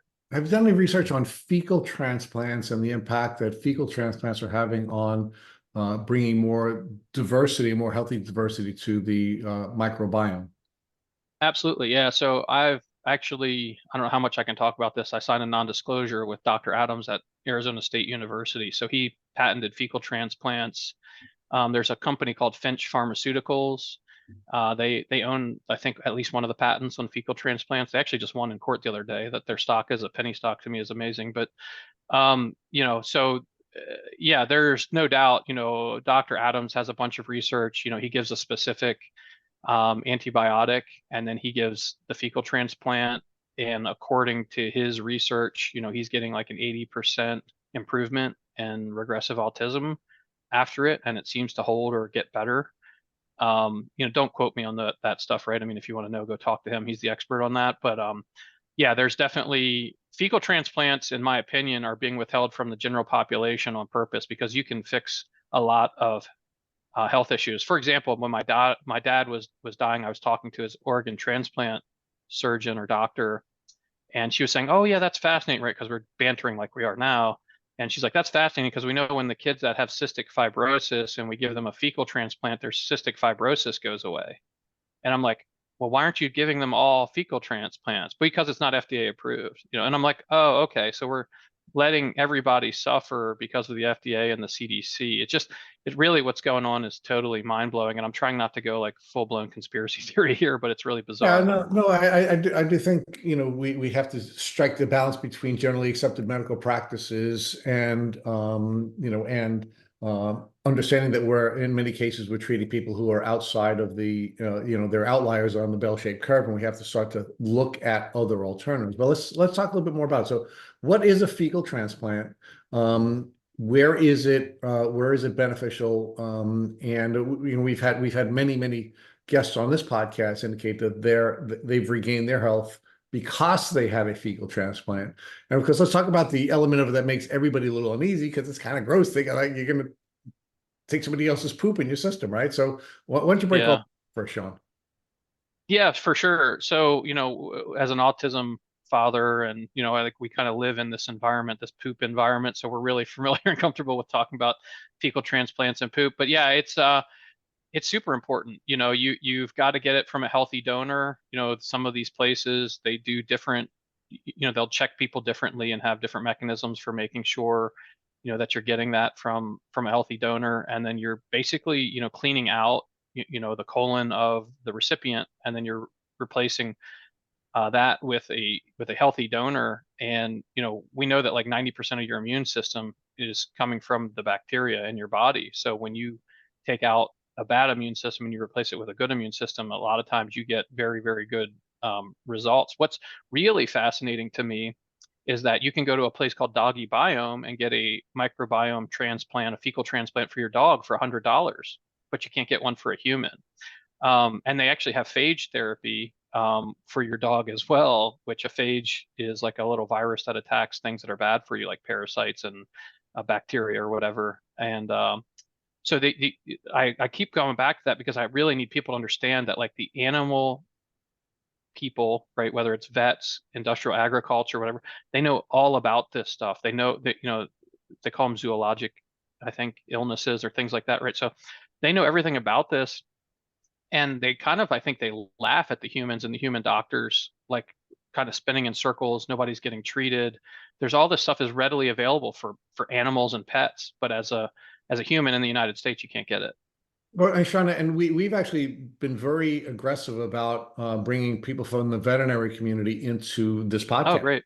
And Yeah. for example, like Galaxy Labs was founded by a vet, right? Some of the leading researchers at Hopkins who are in this arena are veterinarians, and Yeah. because of these the zoological diseases, we really can't just look at it from just from the vector and the human, because we have some other animal that that has that the tick is attached to and is now spitting into us these germs that have changed as a result of being in an animal. So I mean, we can't ignore that. In fact, it is that piece of the triangle that I think is causing us to make some of the greatest changes. So you're right on. I mean, I'm with you, and and Hmm. and we've been making that argument for a long time. So let's build this out a little bit more, right? Because I'm arguing against genetic testing. Again, not that I'm judging anyone, but I'm always looking for a place where the needle is going to move the greatest.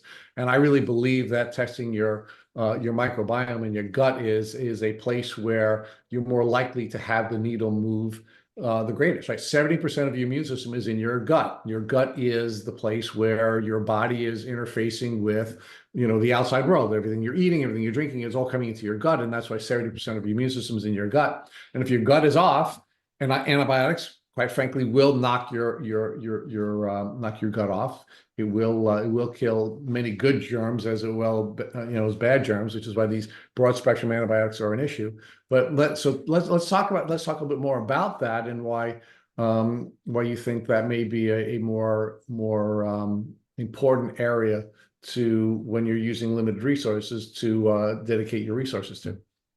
Yeah, I'm really glad you brought that up actually, because everything you say, it kind of shakes something loose in my brain. But so what we know too is that most of these kids with regressive autism get an earlyhood child antibiotic before the age of 2, and most of them have an earache, and they're given a systemic antibiotic for that, and it destroys them. And that's what happened to my daughter. And I've asked a bunch of doctors to look into this and say, when did it change from like eardrops to a systemic antibiotic, and why? And literally no one can answer that question.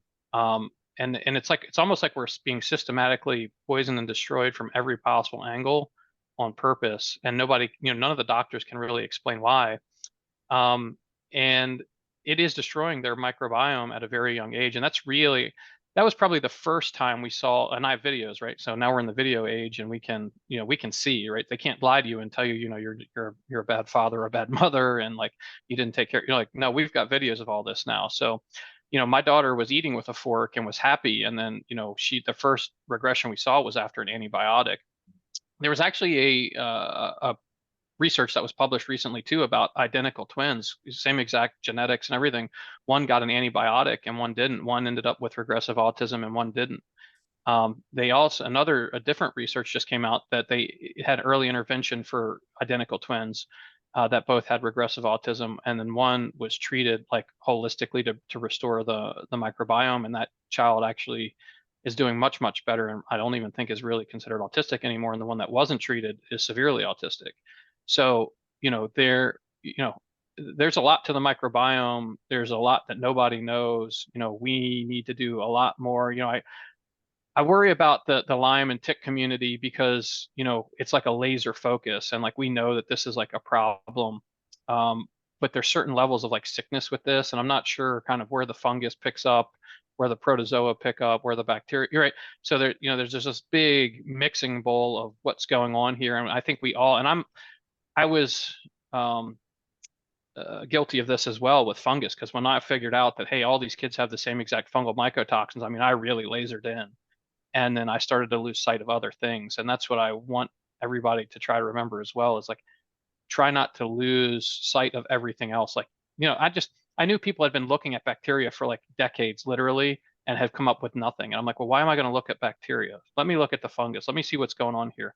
How do these things affect? And then I actually interviewed Dr. Ganoum, Case University. He invented the antifungals. I published that on my Rumble page. We had a pretty good conversation back and forth about the microbiome and how the fungus. He actually coined the term mycobiome, since he's a fungal researcher and created the antifungals. But so because when people talked about the microbiome before and they're looking at it, like even when I talk about ombre, well, they're only looking at bacteria, right? They're not looking at fungus, they're not looking at protozoa, they're not looking, at whatever else is going on in there. So at best you're only getting a 33% picture of the reality of the situation. So we all have to really stand back and say, okay, what else is going on here? Like, we know what we know, but don't lose your curiosity about what else might be, playing into this. Well, and really what you're arguing is we have to focus on rebuilding the immune system and those things that are immunosuppressive. And just because we are discovering that there are various microbes that are causing us to be sick, it doesn't mean that we should be focusing either on one microbe or one group of microbes, because if the immune system is functioning as it should, it will bring those microbes in balance, and ultimately you'll stop being symptomatic. Right. Yeah. And everybody's very unique, and it's, what makes one person well might make another person sick, because you have a totally different microbiome, and the doctors don't know. I mean, they're just slinging medicine and hoping for the best, and it's clear that like doxycycline, a lot of people are having like major problems with. If you catch it early, it seems to be helpful. If you're doing it late, like it doesn't, everybody seems to have different reactions to these things based off their microbiome. Well, Michelle, what's really happened is we've just gotten lazy in medicine. The discovery of antibiotics were awesome, and it stopped many people who would have died from dying because of various infections that are easily treatable with antibiotics. The problem is that we're giving them away like candy, right? I mean, one of the things we talked about recently in my family was we used to get this bubble gum medicine every time we had a sniffle, right? They were literally giving it away like it was candy, and it tasted like candy, right? And they've just overused it, and as a result of overusing it, and really just being lazy as practitioners, rather than helping us to have healthy immune systems, they were just throwing this candy at us, or what tasted like candy, and it's and now we're seeing the impact that it's having. And downstream in many cases right now, with our children and our grandchildren, and other folks who are now the victims of the lazy medicine that so many people have been practicing, right? Just throwing pharmaceutical at us. Yeah, couldn't agree more. And that's what happened to my daughter, right? Is we now know that the fungal and the earaches are actually fungal infections. So if you're giving a child 2 or less an antibiotic for a fungal infection, guess what happens? You've just cleared all the space out for the fungus to grow. And what I believe is happening, fungus have something called hyphae, right? It's like a web. I know everybody can't see this, but if you like put your fingers together, right, you're making a web. And that hyphae, I'm almost convinced is probably starting to grow in the brains of some of these people. So as because you can see like ants and stuff, they get fungus growing out of their heads, and they're being controlled by the fungus. And that's why when you give these antifungals to these kids, they go absolutely bananas, because they are loaded with fungus. And we know Dr. Ganoum and I talked about this during our conversation as well, that I put up there. But it's, the microbiome is not just your gut, it's in your entire body. Your microbiome is in your skin, it's in your brain, it's in your eyes, it's literally everywhere. Yeah. So let's talk about another part of where we're diverse, because I'm enjoying this conversation. Maybe just because we agree with one another. I don't know. Maybe we're both wrong, but Could part be. of that could be. But part of what I'm enjoying about this conversation is that we seem to both agree that genetic diversity is really not where we are diverse, right? We are 99.9% like one another, and I guess we're like 90 in the high 90%, just like primates, right? So there's really not a lot of genetic diversity. It's really our microbiome that is more diverse, and it seems to be a place that we should be focusing on at every stage of our healing journey. But I want to talk to you about the brain, because you'd implied that a brain is a brain. And I want to challenge you on that, because I think that's another place where we're diverse. I think our neural pathways are radically different based on our experiences, right? Because during the first 25 years of our lives, that's when most of our neural pathways are developing. And we certainly know from this podcast that your neural pathways change radically when you become sick. It can be because of the inflammation in your brain. It can be because you're being gaslit by doctors and other people in your life. Or it just simply can be because of the bugs in your brain. So let's talk a little bit more about that, Shawn, and what research you've done on the brain and the impact that the brain is having, because we have had many people on this podcast, especially the Lelands, where we've had people who have cleared their system of the microbial challenges, but they were still symptomatic, and it wasn't until they went through neural retraining that they were able to resolve the symptoms. Mhm.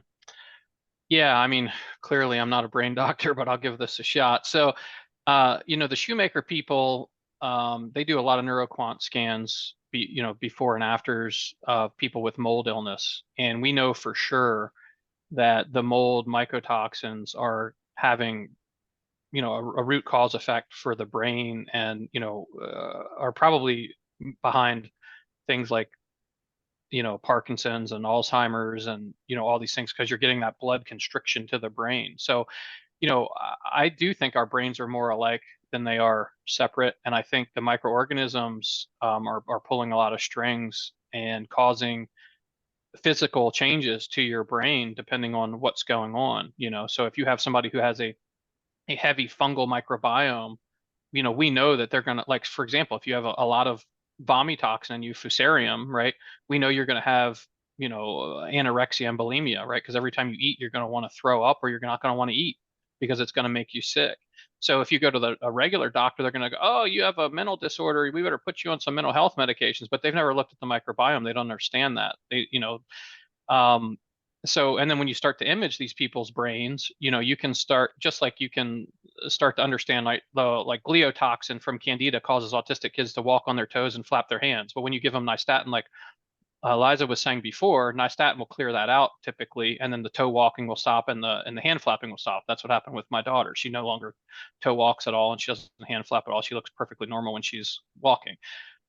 So I think there's a lot more to the microorganisms and the toxins that they're putting off, and how it affects the brain, and it will actually make physical changes, right? I mean, even mine right now, I have no MSH being produced, and I'm sure, I've never felt the same since I've been in that moldy house, and I know, you know, I've got physical changes to my brain, and I've got blood work that proves it, and so on and so forth. So, um, I think, life itself causes damage, right? Living on this earth, and some people can make it through without being damaged, and they have a healthy microbiome from their parents, and they live in a healthy environment. And then other people, get bit by a tick and end up in an unhealthy environment and have a, maybe heavy metal exposure or whatever it might be, right? But I think they're causing all these things cause physical changes to your brain, and that's why I really like hyperbaric oxygen therapy, because all of the research points to the restoration of brain function with that, and along with bee venom therapy. So we're getting to the end of our time together. You've been kind enough to spend almost 2 hours with us. So, one of the questions I have in my mind is, did you guys get out of that house? And how long after you discovered the mold were you able to leave the house? Because in many cases, folks, have almost all their life savings invested in their house. How difficult was that for your family? Fortunately, I made enough money doing cybersecurity for that long that I had enough saved up to where we left the same day, and we just kind of left our belongings and mitigated the house, remediated it, and then we moved. So I knew the type of danger that we were in. My wife was not happy. It was traumatic for her. We had a little baby. Our original house was hit by Hurricane Florence, 6 years ago. So we were actually homeless and pregnant at that time with my daughter. So this has been nonstop for us for 6 to 7 years now, like literally nonstop. It's been very traumatic, very hard. And everybody with an autistic child will tell you, like it's very trying. So you have to have a lot of grace, and you just have to keep executing forgiveness over and over and over again with one another. And for your children, you're going to choke me up here. Well, that's what we try to do here at Take Boot Camp, and I appreciate you being that vulnerable. So, talk to us now about how this has changed you. How has this journey been transformational for you, and how have you become a more pure version of what God created before you went on this journey? Yeah. So, I really learned what matters in life. Um, I loved computers, and I think I really got into it because I was like the little computer kid who helped people, and, hey, call Shawn, he'll, and like my friends' parents had businesses, and I would go fix what their guys couldn't do. And, like, I don't know, I just came to me pretty easily, but, and I had fun doing that, and I made money doing it. And then I, started businesses and got, blah, blah, blah. But I realized that none of that matters. I really want to help people. So you went from being the computer geek to being the Medical geek. Yeah. the medical geek, right? So it's Yeah. but really what it is I mean, it's always systems analysis, right? And you were analyzing computer systems, and you're analyzing human systems. It's really the same skill set. You've just finally directed it in a place where God is having you help other people. Not to say that you're not helping people when you fix a computer, but that pales in comparison to to the blessings that you can offer to people when they have their health. Because if you don't have your health, you don't have anything. Right. That's exactly right. Yep. And I grew up, being healthy, and I was one of the first people to not eat sugar in the early 2000s, and I fasted for days, and I ran 5 miles a day. Like when we started, I was an ultra healthy person, and then I lost my health, and I realized, oh my God, this is what really matters. And oh my God, the medical system is totally broken. And oh my God, look at these kids suffering and nobody cares. I just, Or nobody I knows what can't. to do, right? I mean, it's not that no one cares, but they just don't know They what to don't care enough to do anything, that I can tell you. do. I Yeah, mean, well, it's brutal. It is, until you live this life, it is absolutely savage to have regressive autistic kids and try to make it through this life. yeah, yeah. So Liza, it's now the 2 hour mark, and as the guest co-host, you get to ask the final question. So ask our good friend, the former computer geek and now medical geek, the final question of this really cool podcast episode. The final question that you always ask everyone. Or the question that you want to ask. I mean, I think this is a special podcast, and I think Yeah. because you and Shawn have this Oh, special bond, I would prefer it to be a question that perhaps as a parent who's been on the journey yourself, on the same journey that Shawn's been on, that maybe we pivot away from the typical question, and maybe we ask a question that's unique to this Lyme and autism question. yes. Thank you. Thank you so much. I mean, first of all, I think you're just, the hero dad, Shawn. I mean, I think you're just so dedicated to figuring things out. I think that's the common thread from your cybersecurity world to this world. But, a lot of dads out there don't have that courage. They actually look away because, as you said, it is so disastrous. It is so overwhelmingly hard to accept that this is actually happening. And I know a lot of Yeah. moms are really trying to shake their husbands and being like, look at this, deal with this, help me with this. But you Mm. kind of stepped into the situation like sounding the alarm yourself, which is really kind of unique in the autism family, because it's really I mean, I don't hate to stereotype, but many fathers are like, if you don't see a problem, there is no problem.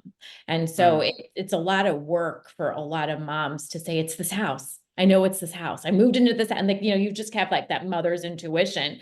So you Right. have such a unique story. So what would your advice be to the fathers out there, or to the moms who are trying to like get their husbands on the train with them? What is your advice to families living this? Forgiveness for sure. Get yourselves tested. Almost everybody has hormonal imbalances, which make this even more difficult than it is.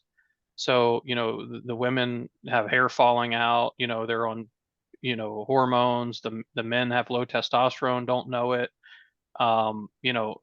Sometimes the men are out working, so they're not being affected as much by it, because they're not in the environment, but the mom and the kid are in the environment 24/7 and not realizing it. So they're being way more impacted by the fungal mycotoxins than the father would be. Um, it's really hard, as much as I seem like I'm a saint here, I hid in a computer too. Well, I'm going to be, as a dad, I'm going to be a little bit more aggressive here, Shawn, because you are very polite in the way that you answered. But generally, what we find on the Tick Bootcamp podcast is that dads are actually failing. In many cases, not only are they absent, but they're actually having a negative impact on the work that's being done by the mothers, and in many cases the children who have Lyme disease.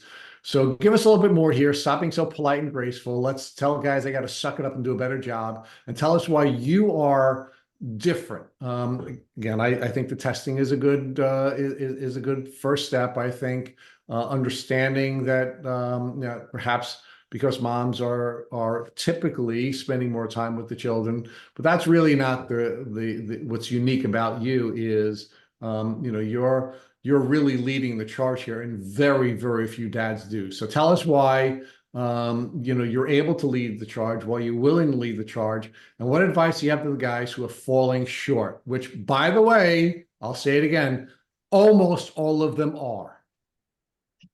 Yeah. Um, Man. No excuses, Shawn. Yeah, I've got my shortcomings too, so it's hard to it's hard to say it. But yeah, I mean, we do need more dads, right? When I talk to people all the time, it's mothers, it's always mothers. I don't ever talk to fathers, hardly ever, about autism, these kids. I did join like some of the SIRS groups just to see what was going on there, and I've talked to some really smart men who have SIRS, who are basically, I think SIRS and regressive autism might be one and the same. But we do need the fathers to step up and get in the game. The problem is that men have a different like physiological response to kids crying than women do too, and I don't think that's accounted for enough. Like when I hear my daughter cry, it really like it'll shoot like adrenaline through my veins and into my brain, like, and I've got, some old PTSD stuff from the governments too, so it's like, it's very, very hard for me to stay in there, right? To stay in the ring. I want somebody to throw the white towel in some days and pull me out of the ring. Um, I don't really know, I'm being honest. I don't know how you get the men in the game, but I would love to see them in here because I know men love to compete, right? We're full of testosterone. So bring them in. Let's compete. Let's see who can figure this out first. I, but men don't like to compete with their wives, and they don't like to fight, and and it's not in our genes, to listen to kids screaming and crying, and this is not normal, right? I don't want to normalize something that is totally insane. I mean, that all these kids are having regressive autism is not normal, and it's no one's fault, right? None of these parents' fault for sure. I would just say try to be gentle with your husband, or the father, but I think a lot of them are carrying Lyme disease. I mean, I know some fathers have, committed suicide. Some of the doctors, autistic doctors, have committed suicide. So it's, nobody gets a free card here, right? There's no free pass. So I hate to push too hard, because you also don't want to push your partner away, to the extent that then you have no help, because I've been there too, right? We've split up for a while, and we realized, our daughter's going to be better with us than without us. So I'm being honest, I don't really know the answer. We do need them. We need them bad, because I know there's, men are logical thinkers and we need them in this game, but I don't know how to get them in it. All right. Well, I will leave you with that vulnerable moment. I'm glad that Liza was polite in the way she asked the question. You were polite in the way that you answered it. I'll leave it with saying, guys, suck it up and get in the game. We got to do better. Dads have to do better. And in many cases, we're not doing anything at all. So I'll be the cranky man at the end of the podcast, urging guys to do better. Thank So you. thank you, Shawn, for all the work that you're doing. You are an absolute hero, and I know you're very humble, and you don't like to hear that, but we've really loved your story, and we love here at Tick Boot Camp interviewing everyday heroes. You being one of them, and Liza, as always, you are one of my favorite heroes, and thank you for everything you've done for not only your family but what you're now doing for the Lyme community generally. I appreciate you now stepping up professionally and now working in the Lyme community in the way that you are. So I'm actually blessed to know both of you. Thank you for both spending time with me and our folks here at Tick Boot Camp. Thanks, Rich. Appreciate your time. Thank you. Thank you, Liza. Thank you.